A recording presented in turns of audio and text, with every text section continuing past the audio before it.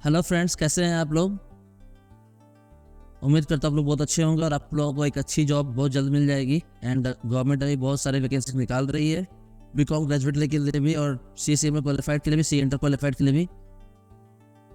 तो आने वाले समय में बहुत अच्छी वैकेंसीज आने वाली हैं अलग अलग PSU में। आपको मैं बता दूं कि टोटल मिलाकर 350 से ऊपर PSU हैं इंडिया में, एंड 90+ PSU जो हैं वो प्रॉफिट मेकिंग है। ठीक है, तो काफ़ी वैकेंसीज आने वाली है इस बार। ठीक है ना, तो आप लोग लगे रहिए। ऐसा नहीं है कि एक वैकेंसी आ गई अगर अपने भरा नहीं निकला है, इट डजंट मीन कि आपका नहीं होगा सिलेक्शन, ऐसा नहीं है। ठीक है, सिलेक्शन आपका हो जाएगा, बस थोड़ा सा तैयारी करना आपको अच्छे से।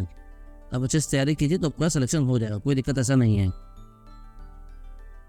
तो आइए देखते हैं, अभी एक वैकेंसी आई है recently cotton corporation of India में, जिसके के लिए गवर्नमेंट ऑफ इंडिया की अंडरटेकिंग कंपनी है। गवर्नमेंट ऑफ इंडिया सरकारी कंपनी, सेंट्रल गवर्नमेंट की कंपनी है ये। ठीक है, तो आइए देखते हैं इसमें 40 वैकेंसी आई है बीकॉम ग्रेजुएट लेवल पे। आइए देखते हैं। इसका CTC अप्रॉक्सीमेटली आप मान के चलिए 7 लाख रुपए के आसपास का होगा CTC इसका, 7-7.5 लाख का CTC इसका होगा। ठीक है, तो आइए देखते हैं इसके बारे में क्या है इसमें। तो ये देखिए ऊपर लिखा हुआ है इसमें कि कॉटन कॉर्पोरेशन ऑफ इंडिया जो है, ठीक है, ये गवर्नमेंट ऑफ इंडिया की अंडरटेकिंग है और ये आती है मिनिस्ट्री ऑफ टेक्सटाइल में। ठीक है, तो आगे बढ़ते हैं।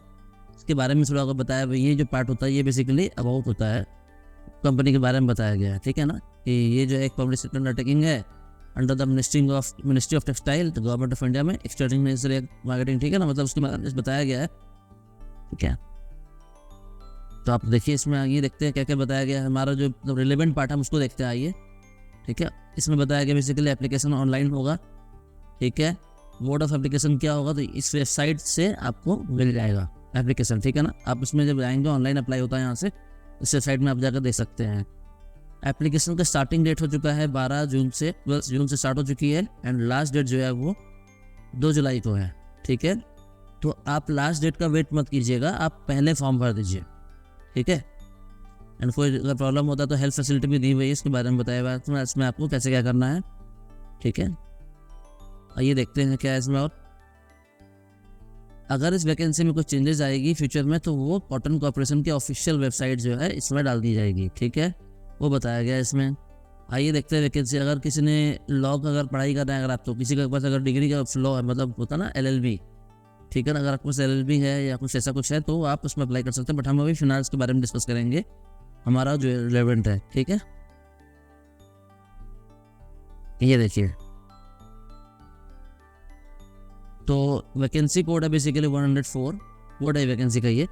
ठीक है, एंड मैनेजमेंट ट्रेनी जो है अकाउंट्स के लिए। ठीक है ना, तो इसमें जो वैकेंसी आई है, देखिए मैं दिखाऊँ अगर आपको, तो ये रेगुलर वैकेंसी, ये जो कॉलम है बेसिकली, इस कॉलम में रेगुलर वैकेंसी है, मतलब करंट वैकेंसी। अगर कोई बैकलॉग वैकेंसी अगर पहले भी वैकेंसी निकली है और अगर किसी कारण वो फुलफिल नहीं हो पाई थी तो बेसिकली वो इसमें डाला हुआ है कि वो वैकेंसी ये वाली है। टोटल मिलाकर दोनों को जो अगर आप जोड़ेंगे, ये और ये जोड़ेंगे, तो टोटल वैकेंसी जो होगा वो उसमें बताया जाएगा। ठीक है, और इसमें इस कॉलम में एज लिमिट बताया गया है। ठीक है, वही चलते हैं देखते हैं इसमें क्या क्या है। तो जो रेगुलर वैकेंसी भी आई है वो है 19। ठीक है, और बैकलॉग ये जो वैकेंसी वो 1 है, जो कि SC कैटेगरी की है। और इसमें जो 19 वैकेंसी आई है, इसमें SC कैटेगरी के लिए 1 है, ST के लिए 2 है, OBC के लिए 3 है, EWS के लिए 2 और अनरिजर्व के लिए 11 है। ये किसके लिए, ये CA में क्वालिफाइड के लिए, जो CA और CA में क्वालिफाई हो चुके हैं उन लोगों के लिए ये वैकेंसी है। ठीक है, तो टोटल मिला करके 20 वैकेंसी है। ठीक है ना, एंड अपर एज लिमिट जो है वो 30 है, 30 ईयर्स है। ओके, अब आइए नेक्स्ट देखते हैं। इसी तरह से दूसरा वैकेंसी आया हुआ है बीकॉम ग्रेजुएट के लिए। ठीक है ना, अगर किसी ने बीकॉम क्वालिफाई किया है उसके लिए वैकेंसी आई है। जैसे एग्रीगेट ऑफ अगर 50% मार्क्स अगर आपका है, 50% मार्क्स अगर आपने लाया था जनरल कैटेगरी, OBC या EWS कैटेगरी में अगर आप हैं, तो अगर आपके लिए 50% मार्क्स है बीकॉम में, अगर 50% मार्क्स लाए हैं तो आप ये फॉर्म भर सकते हैं। ठीक है, और अगर आपका SC ST या फिजिकली हैंडीकेप अगर आप हैं तो आपके लिए 45% मार्क्स है एलिजिबल है फॉर्म भरने के लिए। ठीक है ना, तो अगर आप इस कैटेगरी में फॉलो करते हैं तो जरूर ये फॉर्म भर लीजिए, बिकॉज PSUs की जॉब बहुत अच्छी होती है, मिनिस्ट्री की जॉब से अच्छी होती है ये, बिकॉज इसमें पेमेंट मिनिस्ट्री से ज़्यादा पैसा मिलता है हमेशा इसमें। ठीक है, आइए आगे बढ़कर देखते हैं क्या क्या इसमें है। तो टोटल मिला करके इसमें जो है 40 वैकेंसी है। ठीक है ना, जिसमें से शेड्यूल कास्ट के लिए 6 वैकेंसी है, शेड्यूल ट्राइब के लिए 6 वैकेंसी है, OBC कोटा वालों के लिए 13 वैकेंसी है, EWS के लिए 4 वैकेंसी है, अनरिजर्व के लिए 11 वैकेंसी है, ठीक है। तो टोटल मिला करके 40 वैकेंसी कम नहीं होती है, बहुत होती है PSUs में। जनरली लास्ट टाइम भी बहुत कम वैकेंसी इन लोगों ने लाया था, एंड इस बार बहुत अच्छी वैकेंसी आई है, तो ऐसा है। तो आप इसको दीजिए अच्छे से एग्जाम, कोई दिक्कत नहीं है। अपर एज लिमिट 30 ईयर्स है, तो आप अच्छे से दे सकते हैं एग्जाम, एंड अच्छी वैकेंसी है ये। और इसकी place of posting most probably Navi Mumbai में होगी, तो नवी मुंबई जो है वहाँ पे पोस्टिंग होगी मोस्ट प्रोबेबली, ठीक है। आइए आगे देखते हैं। ये सब बेसिकली रूल है जो कि अभी आपके लिए फिलहाल आपके लिए रिलेवेंट नहीं है। मैं तभी बताया कि बेसिकली EWS किसको मिलता है, इकोनॉमिकली वीकर सेक्शन का सर्टिफिकेट किसको मिलता है, वो बनवाना पड़ता है एक्चुअली अलग से गवर्नमेंट में, ठीक है ना। तो किसको मिलता है वो देखिए बताया गया है रूल की भाई टोटल जो वैकेंसी होगी उसके 10% वैकेंसी रिजर्व होगी। मतलब ये जस्ट रूल्स लिखा हुआ है, आप पढ़े ना पढ़े कोई फर्क नहीं पड़ता है आपके लिए, ठीक है। अगर आप रिलेवेंट है तो पढ़ सकते हैं, अगर आप रिलेवेंट है तो आपको पता होगा इसके बारे में, हो सकता है पहले से भी, ठीक है ना। तो ये पूरा प्रोसेस है कि EWS का सर्टिफिकेट किसको इशू होता है, ठीक है। तो आप ये देख सकते हैं। नेक्स्ट देखते हैं क्या लिखा हुआ है इसमें। अगर कोई पर्सन में डिजेबिलिटी है तो उसके बारे में इसमें बताया गया, तो पढ़ सकते हैं उसके लिए भी, ठीक है। हमारे लिए रिलेवेंट क्या है उसको देखते हैं। तो देख रहे कैसे पढ़ाया था नोटिफिकेशन को, आप देखते हो कि इतना सारा पेज है, कैसे पढ़ना है इसको, तो वैसे पढ़ाया था। क्या आपके लिए रिलेवेंट है वो पढ़ाया था, जो रिलेवेंट है इसको नहीं पढ़ाया जाता है, ठीक है। अब आइए देखते हैं पे स्केल क्या है। ये बताया गया पे स्केल, ठीक है ना। स्केल ध्यान रखिएगा, स्केल का मतलब क्या होता है। स्केल का मतलब होता है कि गवर्नमेंट में क्या होता है ना, पे स्केल चलता है, ठीक है ना। ओके कि भाई आपका बेसिक कितना, तो ये जो अमाउंट होता है ना, ये 40,000 रुपीज़ हो गया, 30,000 रुपीज़ हो गया, ये क्या आपका बेसिक सैलरी का अमाउंट है। आपने पढ़ा होगा ना टैक्स में कि जो सैलरी पड़ता है बेसिक होता है, फिर DA होता है, HRA होता है, ठीक है ना। तो जिसपे ये DA और जो HRA कैलकुलेट होता है ना, तो वो अमाउंट यही है। ये बेसिकली क्या है, बेसिक सैलरी है, ठीक है। तो ये क्या होता है, जो पे स्केल होता है ना, ये बेसिकली बेसिक सैलरी का पे स्केल था कि बेसिक आपका सैलरी इस रेंज में बढ़ेगा। तो जो बेसिकली मैनेजमेंट ट्रेनिंग अकाउंट्स का जो CA-CMA है उनके लिए जो बेसिकली है वो है 30,000 का पे स्केल है, ठीक है। इसके ऊपर आपको बेसिक मिलेगा, मतलब बेसिक मिलेगा, फिर DA मिलेगा, HRA मिलेगा, कंपनी का अलग अलाउंसेस होगा, वो सब मिलेगा, ठीक है ना। ओके, तो टोटल मिला के सैलरी मान के चलिए, इसमें जो इस कैटेगरी में आता है मैक्सिमम सैलरी आपका अभी जो है एट प्रेजेंट बता रहा हूँ, तो आपका 62,000 से लेकर के 65,000 तक का आपका सैलरी इसका मैक्सिमम हो सकता है, ठीक है। और अगर किन्हीं का बेसिक अगर इसमें क्वालिफाई करते हैं एग्जाम आप 22,000 में, तो आपका इसका सैलरी अप्रोक्सीमेटली 45 to 48,000 के आसपास एज ऑफ नाउ बनेगा। अब ये जान लीजिएगा, ये जो सैलरीज होती हैं ये सब्जेक्ट टू DA होता है, ठीक है ना। DA आपको पता है गवर्नमेंट में बढ़ता है, ठीक है ना। तो क्या होता है, सेंट्रल गवर्नमेंट में भी बढ़ता है और PSU में भी बढ़ता है। तो PSU में ना IDA पे स्केल होता है, इसको बोलता है, IDA का मतलब होता है इंडस्ट्रियल डियरनेस अलाउंस, ठीक है। वही जो सेंट्रल गवर्नमेंट में होता है वहाँ CDA चलता है, ठीक है। तो आपके लिए अभी फिलहाल ये रिलेवेंट नहीं है, आपके लिए ये रिलेवेंट है। तो इसमें क्या होता है, IDA में ना जो DA होता है, ठीक है, ये हर क्वार्टर में बढ़ता है। मतलब बढ़ता मैं बोलना शायद गलत होगा यहाँ पे, मतलब हर क्वार्टर में इसके लिए चेंजेस आता है, ये बढ़ेगा या घटेगा। तो जनरली वो तो टाइम में बढ़ता ही है, ठीक है ना। तो इसमें क्वार्टरली बेसिकली बढ़ता है। अगर मान लीजिए क्वार्टरली आपको DA बढ़ता है तो आपका सैलरी दिन पर दिन से भी बढ़ता जाएगा, हर क्वार्टर में आपको सैलरी और बढ़ेगा। मतलब बेसिक बढ़ेगा, आपका जो बेसिक है अगर मान लीजिए जो भी, तो DA बढ़ेगा, तो फिर आपका जो बाकी अलाउंस है वो भी साथ में बढ़ता जाएगा इसके हिसाब से, ठीक है ना। ऐसा होता है। आगे देखते हैं प्रोबेशन पीरियड कितने का है। प्रोबेशन पीरियड बेसिकली 12 मंथ्स का है, 1 साल का प्रोबेशन पीरियड है, ठीक है।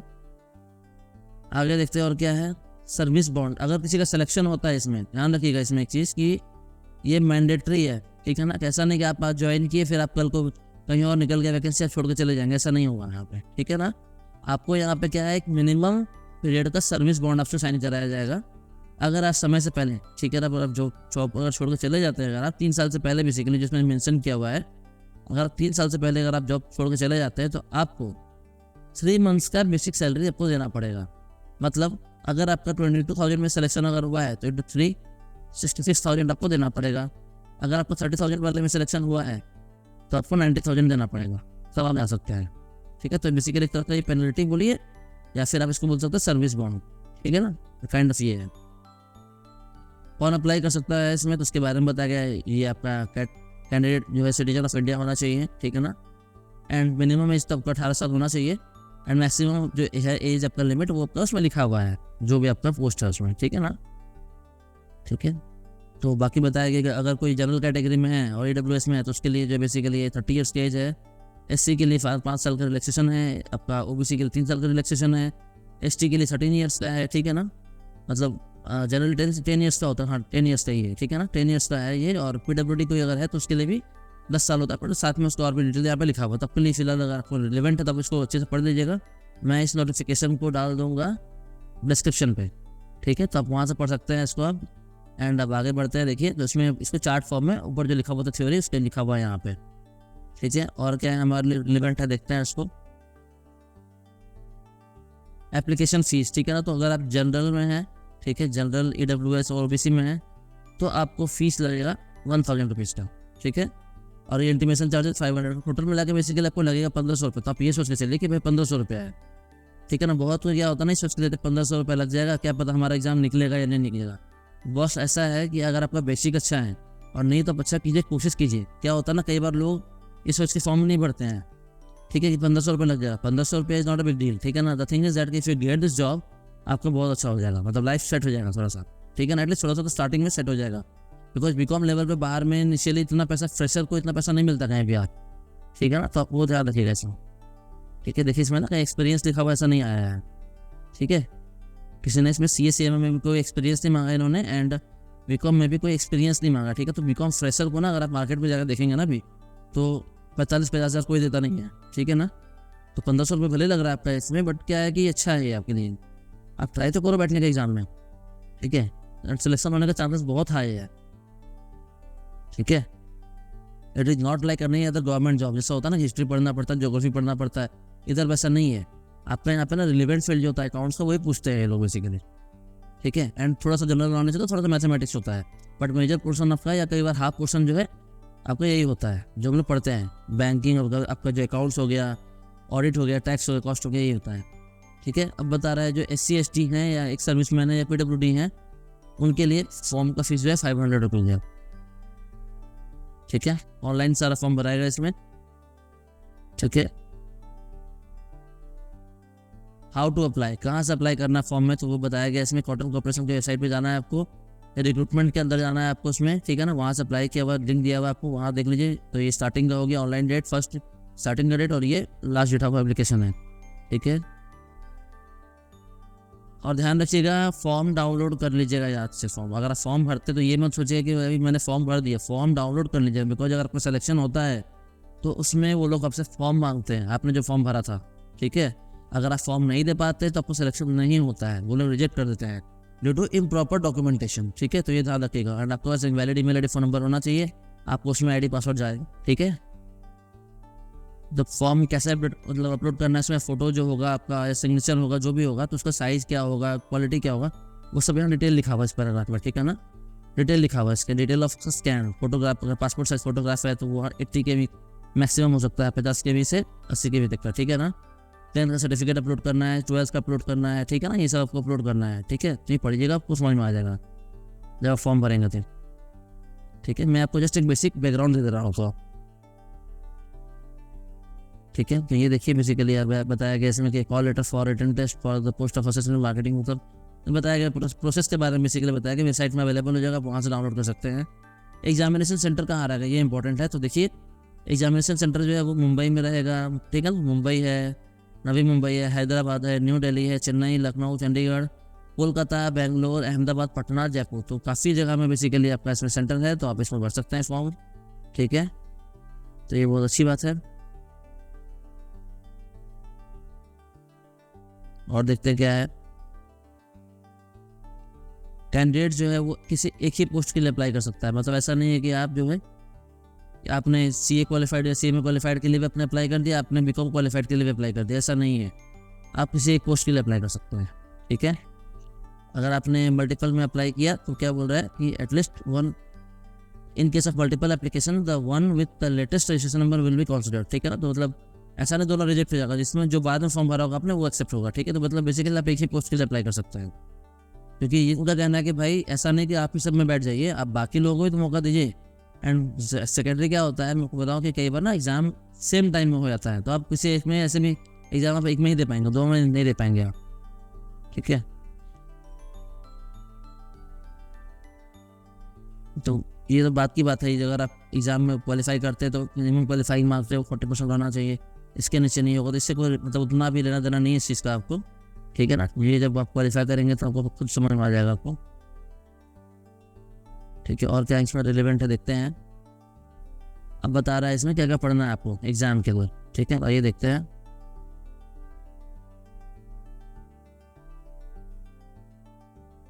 अकाउंट्स के लिए, ठीक है ना। अगर आपने CSTA में क्वालिफाइड वाला देख रहे हैं अगर आप, तो उसमें देखिएगा आपके इसमें ना 120 ऑब्जेक्टिव क्वेश्चन आएगा एंड 1/4 बेसिकली 0.25 जो है नेगेटिव मार्किंग होगा इसमें, ठीक है।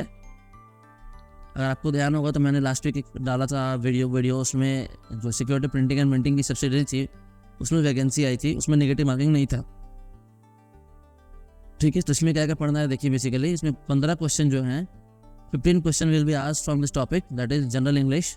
काफ़ी ईजी होता है, मैं आपको बताऊँ काफ़ी ईजी होता है ये वाला, थोड़ा प्रैक्टिस कर लेंगे आप आराम से कर सकते हैं, ठीक है ना। मतलब आप जो स्कूल में पढ़ते थे ना 9-10 में इंग्लिश में आपका जो कॉम्प्रहेंशन से निकालना पड़ता था या कुछ सिंपल सा चीज़ें, ये जस्ट वैसा होता है, बहुत ईजी होता है। एंड जो फिनांस वाले लोगों के लिए खास करके ईजी बनाया जाता है इसमें, तो हमारा स्पेशलिटी ये नहीं होता, हमारा स्पेशलिटी आपका फिनांस वाला पोर्शन होता है, ठीक है। फिर रीजनिंग होता है, रीजनिंग का भी लेवल काफ़ी ईजी होता है, वैसा कुछ टफ नहीं होता है, ठीक है ना। इसमें क्या क्या पूछा जाएगा रीजनिंग में आप देखिए, सिलोगिज्म है, कोडेड इनइक्वालिटी, काफ़ी ईजी है, बस बहुत छोटा सिलेबस आपका ये, ठीक है। क्वांट्स है, ठीक है ना, जनरल नॉलेज है, ओके। इसके अलावा बेसिकली 60 मार्क्स का आपका सब्जेक्ट नॉलेज है, मतलब समझ में आया आपको। जो 120 मार्क्स का एग्जाम है, ठीक है ना, आपका 120 मार्क्स का जो एग्जाम है 60 मार्क्स आपका बेसिकली 4 पार्ट में डिवाइडेड है, 15 करके, एंड 60 मार्क्स आपका सब्जेक्ट नॉलेज पे डिपेंडेंट है, ऐसा है। तो उसमें क्या पूछा जाएगा देखिए, अकाउंट्स में क्या पूछा जाएगा बेसिकली लिख रहा है इसमें अकाउंटिंग स्टैंडर्ड, बस में यार मैं बता रहा हूँ आपको, जनरली वो अकाउंटिंग स्टैंडर्ड का नंबर पूछते हैं, कौन सा अकाउंटिंग स्टैंडर्ड से आया ये क्वेश्चन, जनरली ऐसे आता है। फिर बहुत सिंपल सा कुछ दे देते हैं, कौन सा अकाउंटिंग स्टैंडर्ड मतलब ये डील करता है वो पूछते हैं इसमें, ठीक है। ओवरव्यू ऑफ AS1, ठीक है ना, आपको ये देखना है बेसिकली पॉलिसी, ये थोड़ा सा बेसिक होता है ना, जो एकदम बेसिक लेवल का क्वेश्चन होता है जो, वो सब इसमें से आता है, ठीक है। वैल्यूएशन ऑफ इन्वेंट्री, भाई कॉस्ट और NRV रिसीवेबल रिकवर होता है आपको, बेसिकली इसमें क्या करता है ना स्टेप क्वेश्चन में कि आपको बताया था उसमें कि ये कॉस्ट दिया भाई ये लेस हो सकता है क्या, और NRV इतना है, बताओ क्या आपका वैल्यू ऑफ इन्वेंट्री होगा। बहुत सिंपल होता है, मतलब मैं बताऊँगा बहुत सिंपल होता है, ठीक है। ये पूरा देखो आपने जो BCom में पढ़ा होगा या आपने CSCA में इंटर में पढ़ा होगा ना, ये पूरा वही सिलेबस है, ठीक है। बिजनेस लॉ जो पढ़ते हो CPT फाउंडेशन में पढ़ते हो ना, जो बिजनेस लॉ कॉन्ट्रैक्ट एक्ट वगैरह, बहुत ईजी होता है ये सारा, वो ये वही होता है, वही पूछते हैं इसमें, ठीक है। कंपनी एक्ट 2013 प्रिलिमिनरी, इसमें बेसिकली है प्रोस्पेक्टस वगैरह, बहुत ईजी है ये सब भी, ठीक है ना। बस इसके लिए प्रॉपर क्लासेस भी जो है कॉमर्स जॉब अकेडमी देगी, बिकॉज अगर आप वो जो कॉम्प्रहेंसिव क्लास बेसिकली है, आप उससे सारा भी जो फ्यूचर में जो वैकेंसी आएगी ना ग्रेजुएट लेवल पे, इंटर लेवल पे, इंटर लेवल पे, आप उसको आराम से निकाल सकते हो, ठीक है ना। कॉस्ट अकाउंटिंग, ठीक है ना, financial management, I can guide you properly because I have, मतलब I myself has qualified this examination, मतलब not this examination, I have qualified मतलब 2 गवर्नमेंट एग्जामिनेशन बेसिकली, एंड मुझे ऑल इंडिया रैंक 1 आया था उसमें, तो I can guide you properly, ठीक है ना। तो आप समझ सकते हो, अगर आपको कोई क्वेरी हो तो आप उसमें पूछ लेना, आप उसमें ना जाकर के आप कमेंट सेक्शन में बता देना, मैं I will try to answer all the queries, ठीक है। तो उसमें क्या क्या पूछा जाएगा बेसिकली सब बताया हुआ है, बेसिकली बहुत सिंपल सा क्वेश्चन है ये, तो मतलब है इसमें, तो आप कर सकते हो इसको, मतलब CSCA के लिए वो था। अब आइए बात करते हैं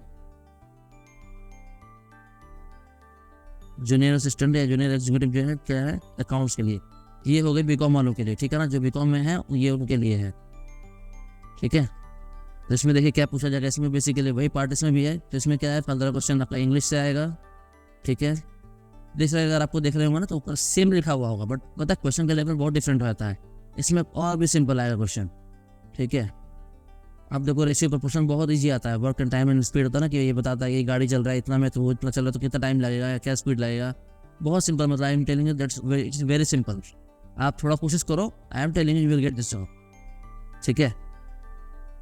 ये वाला जो पार्ट है का जनरल अवेयरनेस का होता है ना, इंडियन ज्योग्राफी बेसिक पूछते हैं, मतलब कॉटन है ना, आप ये देखो इसमें, तो आपको ध्यान रखना हो कि इसमें ना क्रॉप के बारे में पूछ सकता है, जैसे पर्टिकुलर ज़्यादा उतना पूरा इंडिया का नहीं पढ़ना आपको, ज्योग्राफी बेसिक पूछना है, पूछते हैं, जैसे सॉइल के बारे में पूछ सकता है आपको इसमें, कॉटन का ऑपरेशन कहाँ पे होता है, मुंबई का है, तो ब्लैक सॉइल के बारे में पूछ सकता है आपको, वहाँ पे जो होता है ना, ठीक है। थोड़ा जो वहाँ का जो रीजनल कुछ क्रॉप्स होंगे उसके बारे में पूछ सकता है, कुछ वेरी सिंपल, ठीक है ना। Indian trade and economic current affair है, थोड़ा सा पूछ सकता है, पढ़ो तो भी ठीक है, नहीं पढ़ो तो भी ठीक है, बिकॉज बहुत सारे फिनांस वाले लोगों का ये कमज़ोर होता है एरिया, तो जो ऊपर अच्छा करा लेगा ना टेक्निकल अपना जो पार्ट है ना ये सब्जेक्ट नॉलेज का, अगर क्विज में अच्छा कर लेगा तो थोड़ा थोड़ा मैथ में कर लिया, थोड़ा इंग्लिश में अच्छा कर लिया ना, और रीजनिंग में आप आराम से निकाल लोगे जॉब। 40 वैकेंसी कम नहीं होती, बहुत वैकेंसी है।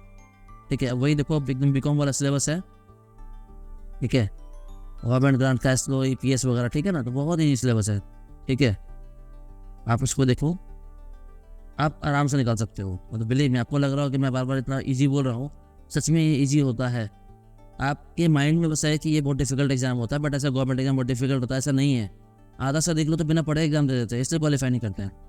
ठीक है, मानते हैं वैकेंसी मतलब 100-500 वैकेंसी तो नहीं ला सकते एक बार में एक ही कंपनी में लोग, बट ऐसा कि इसमें नहीं होगा तो किसी और में हो जाएगा। आप तैयारी तो करो एटलीस्ट। ठीक है ना, तो वैकेंसी काफ़ी आने वाली है और आ भी रही है, तो आप करो अच्छे से तैयारी एंड आप क्वालिफाई कर जाओगे, मुझे ऐसा उम्मीद है आप लोगों से। तो बेसिकली यही है, करो इसको, कर लोगे। तो बेसिकली अपना रिलेवेंट एरिया इतना ही था, तो आप इसको करो एंड आई होप कि आपका एग्ज़ाम क्लियर हो जाए।